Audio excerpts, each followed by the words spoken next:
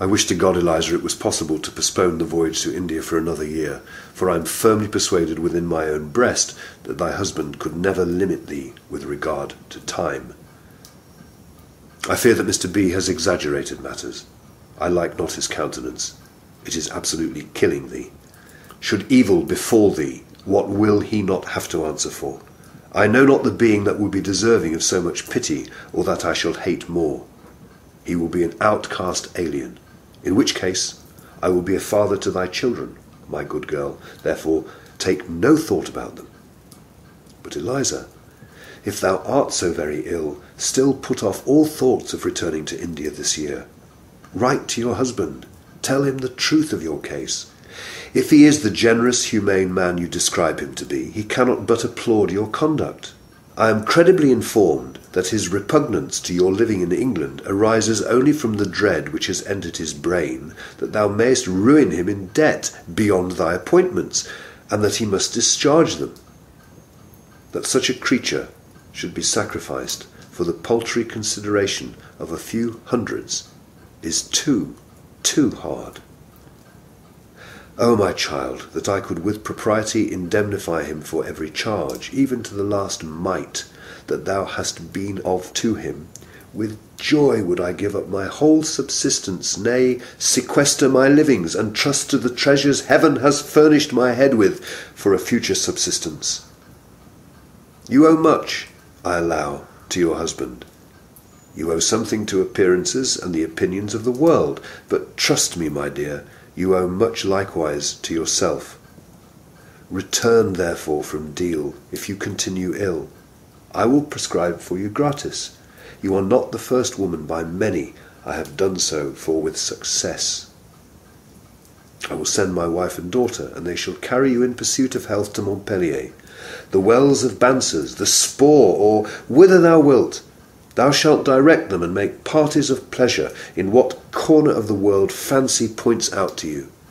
We shall fish upon the banks of Arno, and lose ourselves in the sweet labyrinths of its valleys, and then thou shouldst warble to us, as I have once or twice heard thee, I'm lost, but we would find thee again, my Eliza.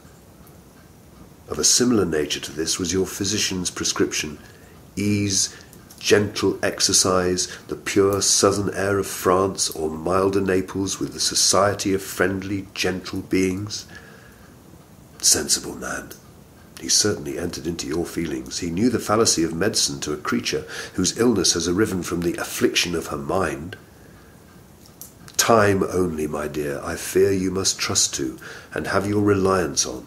May it give you the health so enthusiastic a votary to the charming goddess deserves. I honour you, Eliza, for keeping secret some things which, if explained, had been a panegyric on yourself. There is a dignity in venerable affliction which will not allow it to appeal to the world for pity or redress. Well have you supported that character, my amiable philosophic friend, and indeed I begin to think you have as many virtues as my Uncle Toby's widow. I don't mean to insinuate, hussy, that my opinion is no better founded than his was of Mrs. Wadman, nor do I believe it possible for any trim to convince me it is equally fallacious. I am sure, while I have my reason, it is not.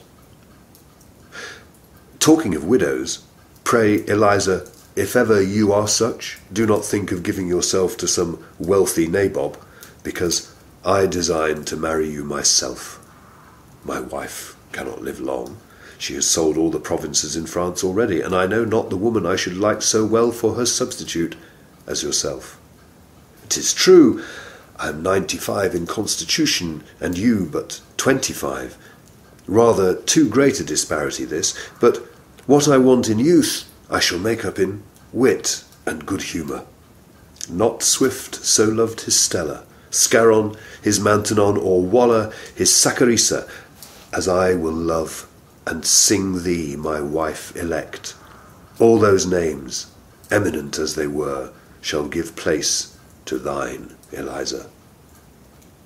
Tell me, in answer to this, that you approve and honour the proposal, and that you would, like the spectator's mistress, have more joy in putting on an old man's slipper than in associating with the gay, the voluptuous, and the young. Adieu, my Simplicia. Yours, Tristram.